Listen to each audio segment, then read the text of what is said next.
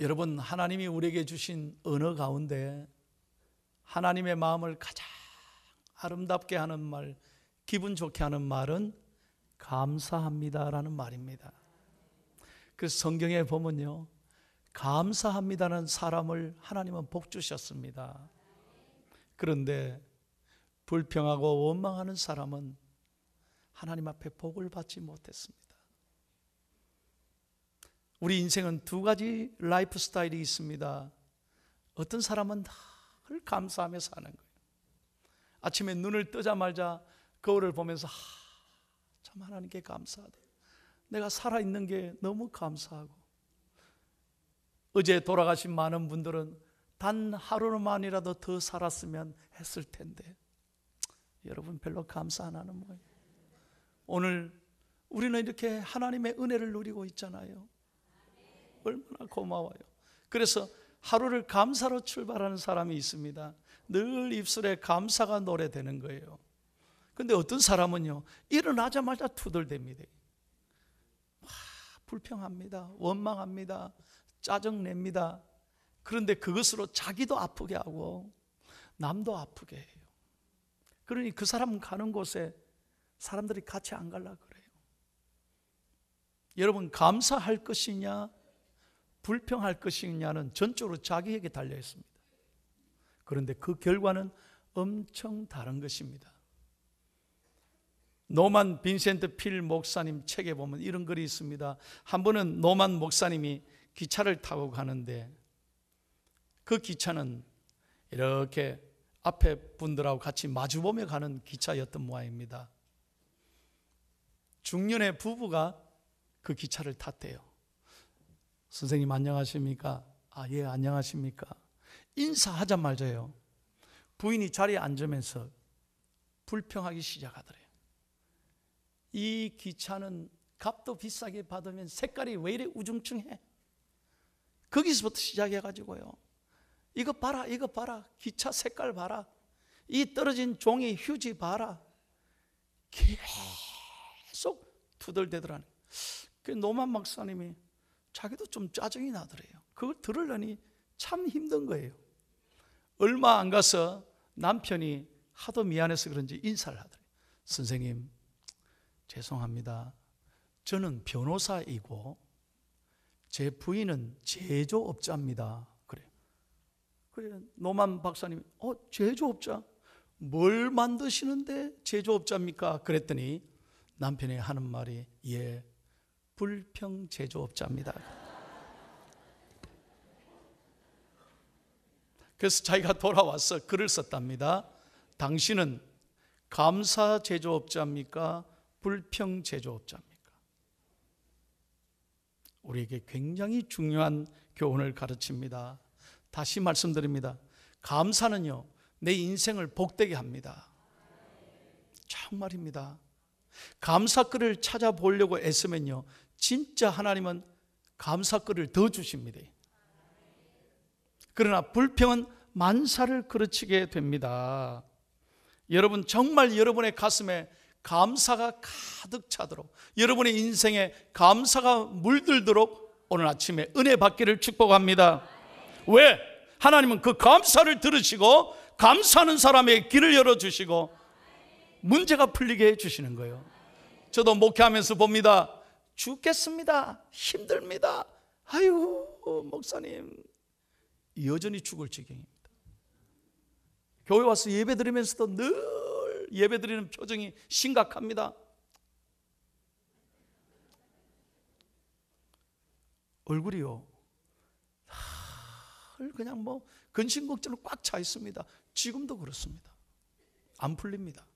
그런데 정말 어려운데요, 어려운데 감사를 결정하고 내 마음에 예배 드리면서도 하나님께 다 맡기고 예배 드리는 사람은 나중에 보면요, 하나님이 기가 막히게 풀어주시더라니까요. 그래서 감사는 우리 인생의 더하기와 같은 것입니다. 플러스, 감사하면 감사글을 계속해서 더해 주신다는 거예요. 그러나 불평과 원망은 빼기와 같은 거예요. 자신도 부족하지만 자꾸 있는 것까지도 불평하면 다 빼앗아 가버리는 거예요. 하나님 앞에 빼기와 같은 것입니다. 그래서 우리는 여러분 영어로 감사는요 땡큐인데 이 땡큐는 싱크에서 왔습니다. 깊이 생각해보라. 생각해보면 감사할 수 있다는 것입니다. 여러분 전 세계를 한번 여행해 보십시오. 잘 사는 나라에 가보십시오. 반드시 얼굴 표정이 다릅니다. 환합니다. 그리고 입에 땡큐, 감사가 배어져 있습니다. 정말입니다. 다시 한번 말씀드립니다. 아이고 목사님 감사할 게 있어야지. 나 죽을 지경이에요. 나 너무 힘들어요. 오늘도 교회 와보니 추수감사절이네. 감사할 게 있어야지. 아닙니다. 오늘 설교 잘 들으셔야 돼요. 여러분들이 적어도 건강하게 이 제단에 나와 오늘 이 시간 예배드리고 있다면 여러분은 복받은 사람입니다. 예수님이 사랑하시는 사람이잖아요. 감사는 거기서부터 시작해야 돼요. 추수감사절을 이번 주 맞으면서 저는 한 주간 신방을 했습니다. 병원을 다 다녔어요. 우리 교인들 가운데 환자들 한 바퀴 돌아보자 했는데 마침 병원에 가니까 유년부 아이가 오늘 아침에 입원해서 수술했다는 거예요. 방에서 미끄러져서 오른쪽 다리를 다쳐서 수술을 했습니다. 그래서 목사님 어떻게 할까요? 가자. 그래서 병원에 가니까 엄마가 깜짝 놀래요. 오늘 수술했는데 담임 목사님이 왔다는. 근데 애가요 휠체어에 앉아서 울고 있는 거예요. 아파. 그 저를 봐. 목사님, 얘야 아프지? 아파요. 얘야 생각해봐라. 오늘 목사님이 너 오늘 수술하자마자 왔지 않니? 이건 하나님이 너를 너무 사랑하시는 거야. 그러니까 애가 맞아요. 그때부터 표정이 달라져요. 맞아요. 그래, 하나님 너 많이 사랑해. 근데 생각해봐라. 너 머리도 안 다치고, 머리 다쳤으면 어떻게 할 뻔했니? 너 허리도 안 다치고, 그래도 너 두 손은 말짱하잖아. 너 눈도 말짱해서 텔레비 볼 수 있지. 네, 맞아요. 표정이 그때부터 달라지더라. 그래, 얘야 너 감사해야 된다. 감사할 수 있겠니? 아멘. 엄마가 옆에서 고마워가지고 어쩔 줄 몰라요.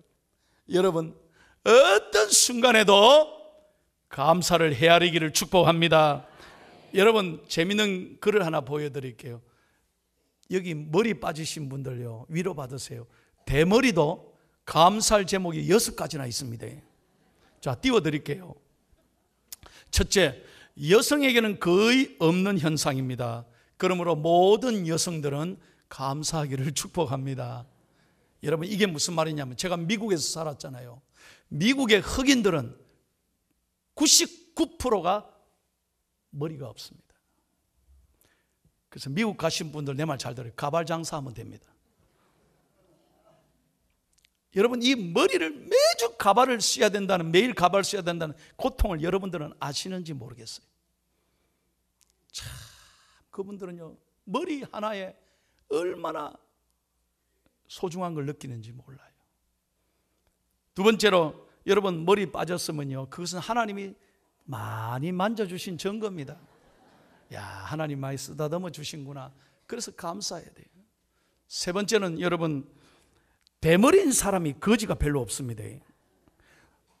정말입니다. 내가 서울역에 가봤거든요. 노숙자들 이래 보니까 대머리 거지는 하나도 없어요. 에? 참 그런 일이 있더라고요. 네 번째는 보세요. 대머리 가운데 목회자가 많습니다. 성경의 엘리사도 대머리입니다. 성경 모르시는구나. 다섯 번째, 비누 샴푸 별로 안 써도 됩니다. 얼마나 간단해. 머리 기르면요, 복잡합니다. 이거 샴푸 몸에도 안 좋습니다. 그러니까 감사하십시오. 여섯 번째, 또 재미있어요. 하나님을 상당히 편하게 해드립니다. 하나님은 머리털까지 세시는 분인데 머리 없는 분은 하나님을 편안하게 해드리는 거예요. 여러분, 그런데 우리 보통 사람의 머리카락이 얼마라고 생각합니까? 몇 개쯤 있다고 생각합니까? 여러분 정말 감사해야 됩니다. 제가 미국에 살았잖아요. 미국에서 머리털 한 올 심는데 10불입니다. 10불. 10,000원이 넘습니다. 100개 심으면 얼마입니까? 100만 원입니다. 1000개를 심으면 1000만 원입니다. 여러분 1000개 심어봐도요 머리에 별로 표시 안 납니다. 왜? 우리 대부분 사람들의 머리의 평균수가 20만 개라고 합니다. 그러면 20만 개 심으면 20억 원 들어갑니다. 여러분들은 다 20억 원 벌고 앉아 있는 겁니다. 그러므로 여러분 어떤 경우에도 감사를 잃지 않기를 예수님의 이름으로 축원합니다. 정말입니다. 하나님은 감사하는 사람을 기뻐하십니다.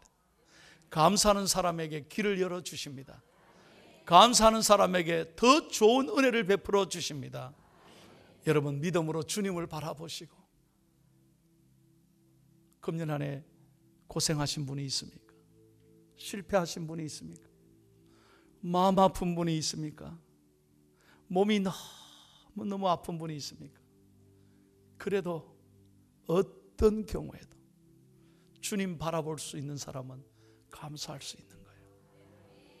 믿음을 열어서 주님 바라보고 감사하기를 축복합니다.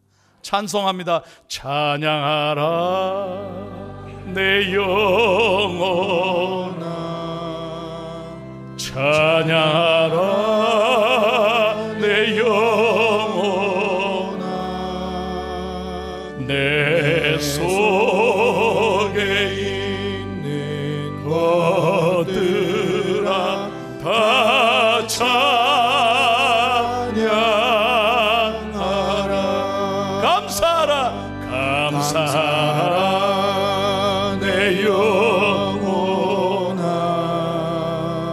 감사하라 내 영혼아, 내 속에 있는 것들아 다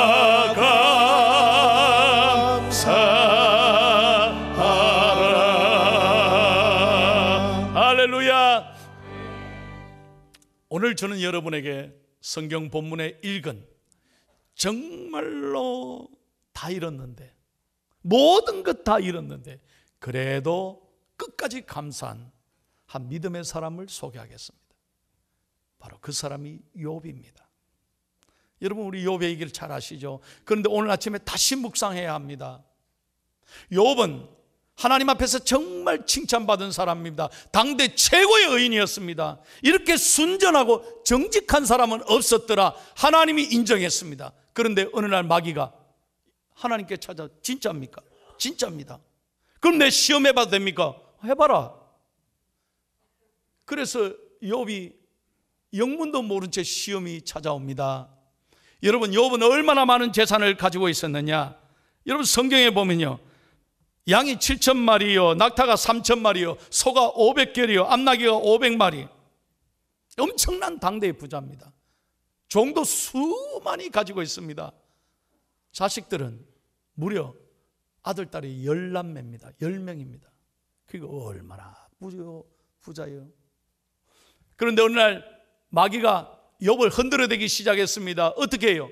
적들이 쳐들어왔어요. 모든 짐승들 다 그 재산 가축들을 다 죽여버렸습니다. 그리고 모든 종들은 다 빼앗아 도망갔습니다. 하루아침에 재산 다 잃은 거예요. 이 얼마나 억울합니까?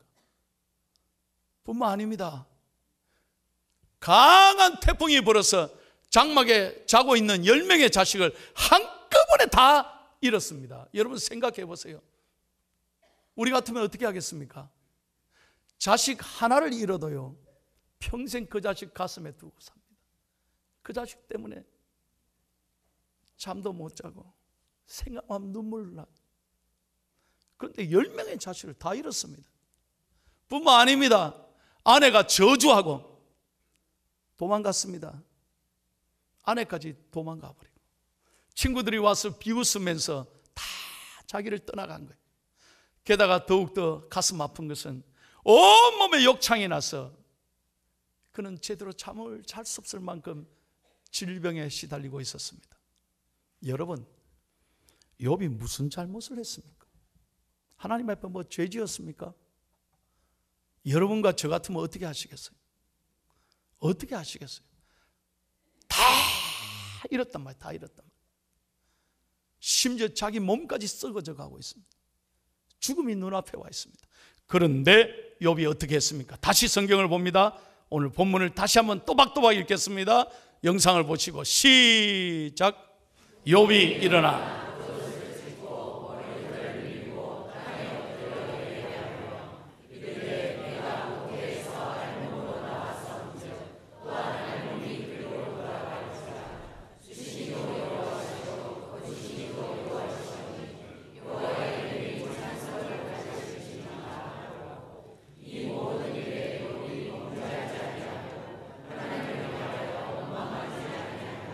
아멘. 마지막에 보십시오. 이 모든 일에 모든 것 다 가져가셔도 이 모든 일에 욥은 범죄하지 아니하고 하나님 앞에 원망하지 아니하니라. 하나님 앞에 감사했다는 거예요. 이게요, 왜 그럴 수 있느냐? 욥은 하나님에 대한 분명한 믿음이 있었습니다. 지금까지 주신 것도 하나님이시고 취하실 것도 하나님이시기 때문에, 다시 말하면 이 모든 것이 내 것이 아닙니다라는 고백입니다. 재산도 내 것 아니고 자식도 내 것 아니고 내 생명도 내 것이 아닙니다. 하나님이 주셨으니 마땅히 하나님이 가져가셔도 나는 감사하겠습니다. 이것을 저는 제로 감사라고 말하고 싶습니다. 감사는 어디서부터 시작해야 되냐? 제로에서부터 시작해야 돼요. 여러분에게 묻습니다. 여러분 이 땅에 오시면서 뭘 가지고 오셨습니까? 손에 쥐고 오신 것이 있습니까? 없잖아요. 그런데 왜 원망하십니까? 왜 불평하십니까? 여러분이 우리가 죽을 때 뭘 가지고 갈 수 있습니까? 내 것입니까? 인생 아무것도 아닌 거예요. 감사는 어디서부터 해야 되느냐? 지금 눈앞에 잃어버린 것 때문에 여러분 흔들리지 말고, 지금 조금 안 되는 것 때문에 흔들리지 말고 제로에서부터 시작해야 감사할 수 있다는 거예요. 욥이 깨달았던 감사는 바로 이겁니다. 제로 감사. 아, 이게 내 것이 아니구나. 하나님이 마땅히 가져가셔도. 욥이 옷을 단정하게 하고 하나님께 탁 무릎 꿇고 예배하면서 주신 자도 여호와시요 취하실 자도 여호와시오니 여호와의 이름이 찬송받으리로다. 여러분 우리 자신을 한번 돌아보십시오. 좀 기분 나쁜다고 나 이제 찬송 안 한다. 뭔 찬송이고, 나 안 한다. 나 봉사 안 한다. 여러분 하나님이 기뻐하실까요? 이게 마귀에게 속는 거예요. 그 마귀에게 지는 겁니다. 그게 시험 든 겁니다. 분명히 아셔야 합니다. 오늘 욥처럼 제로 감사에서부터 다시 시작하고, 어떤 경우에도 하나님은 여러분의 수고와 여러분의 눈물과 여러분의 희생을 하나님은 아십니다. 그리고 하나님이 반드시 갚아주시고 복 내려 주실 줄로 믿습니다. 그러므로 흔들리지 말고 우리는 주의 일에 더욱 굳게 서서 어떤 순간에도 하나님 바라보고 믿음으로 감사하고 찬송해야 할 줄로 믿습니다. 여러분에게 이분을 소개하고 설교를 마치겠습니다. 미즈노 겐조라는 사람입니다. 내가 일본 사람 별로 안 좋아하는데요, 그래도 우리가 일본 사람에게 배워야 할 게 있습니다. 이분은 초등학교 3학년 때 10살 때 뇌성마비 장애를 겪었습니다. 그래서 평생을 누워서 꼼짝 못합니다. 부모님이 도와주지 않으면 움직일 수도 없습니다. 대소변도 못 가립니다. 오직 할 수 있는 것은 눈으로 깜빡이는 것이죠. 말도 못합니다. 듣긴 하는데 말을 못해요. 몸을 움직일 수가 없습니다. 죽고 싶었습니다. 그 아이를 돌보는 어머니의 심정은 어떻게 했습니까? 그런데 어느 날 이 미즈노 겐조가 12살 때 자기 집에 어머니가 가게를, 조그마한 가게를 하는데 목사님이 신방을 왔어요. 그래서 목사님이 예수님을 전했고 어머니가 울면서 예수님을 영접하고 성경을 처음으로 읽기 시작했습니다. 너무 성경의 은혜가 돼서 어머니는 이 미즈노 겐조 아들의 무릎 위에 앉아서 옆에서 아들의 귀에다 대고 성경을 읽어줍니다. 겐조는 그 어머니가 읽어준 성경을 듣고 은혜를 받고 예수님을 침상에서 영접합니다. 여러분 사진 한번 보십시오. 이 미즈노 겐조가 누워서 어머니의 성경을 들으면서 어머니의 말씀, 기도에 은혜 받고 그때부터 예수님을 가슴에 안게 됐고 알게 되고 깨닫게 되고 감사하면서, 여러분 이 아이가 말을 못하니까 어머니가 방에다가 일본 자음 모음을 크게 써놓고 자기가 글을 쓰고 싶어가지고 시를 쓰고 싶어서, 왜? 예수님을 만났으니까. 그래서 10년 동안 이걸 짚으면 눈을 깜빡이면서 글을 쓰는 거예요. 깜빡이면 그게 원하는 글이에요. 그러면 10년 동안 책을 씁니다. 책 제목을 보십시오. 책 제목이 감사는 밥이다. 이 10년 걸쳐서 이 시집을 냈어요. 그래서 일본 전역에 NHK가 이 미즈노 겐조에 대한 이야기를 방영하고 이 책을 소개하면서 일본 사람들이 큰 감동을 받았습니다. 미즈노 겐조가 쓴 글이 하나 있습니다. 제가 하나 소개합니다. 내 은혜가 내게 족하다라는 글입니다. 그리스도를 알기 위함이란 걸 깨달았습니다. 병으로 쓰러졌던 그때에는 눈물이 흐르고 슬펐지만 영의 아픔을 치유하시는 그리스도를 알기 위하는 걸 깨닫고 기쁨과 감사로 바뀌었습니다. 친구에게 외면당하던 그때는 밤에 잠들지 못할 만큼 원망스러웠지만 영원히 변치 않는 친구 대신 그리스도를 알기 위함이란 걸 깨닫고 기쁨과 감사로 바뀌었습니다. 실수했던 그때는 마음이 혼란스러웠지만 모든 것을 속죄하신 그리스도를 알기 위함이라는 걸 깨닫고 기쁨과 감사로 바뀌었습니다. 그리고 책 마지막에 이렇게 썼습니다. 하나님 감사합니다. 그리고 우리 어머니, 나를 낳아주신 우리 어머니 감사합니다. 이 말을 평생 하고 싶었는데 미즈노 겐조는 말을 못해서, 말을 할 수가 없어서 하나님께도 어머니께도 감사하다는 말을 못한 채 36년을 병상으로 누워 지내면서 글을 많이 쓰고 세상을 떠났습니다. 일본 사람들의 가슴에 큰 감동과 울림을 줬습니다. 그러면서 일본 사람들은 이 글을 읽으며 생각했습니다.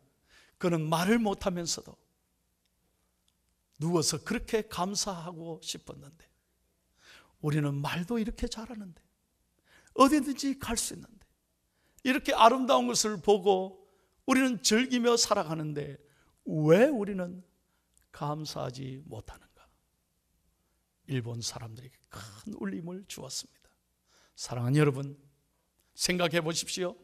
욥은 다 잃었지만 제로에서부터 다시 시작해서 감사했습니다. 그러니까 성경에 보면 사람 이름이 몇 줄 안 나옵니다. 대부분 믿음의 사랑만 몇 장 나와요. 그러나 욥은 1장에서 무려 42장까지 기록되어 있습니다. 한 사람의 얘기가 42장 그 긴 성경에 나와 있습니다. 하나님은 감사하는 사람을 사랑하시는 거예요. 욥의 고백입니다. 주신 자도 여호와시요 취하실 자도 여호와시오니 내가 여호와의 이름을 찬송하리로다. 주여 내 가슴에 감사로 물들게 해 주옵소서.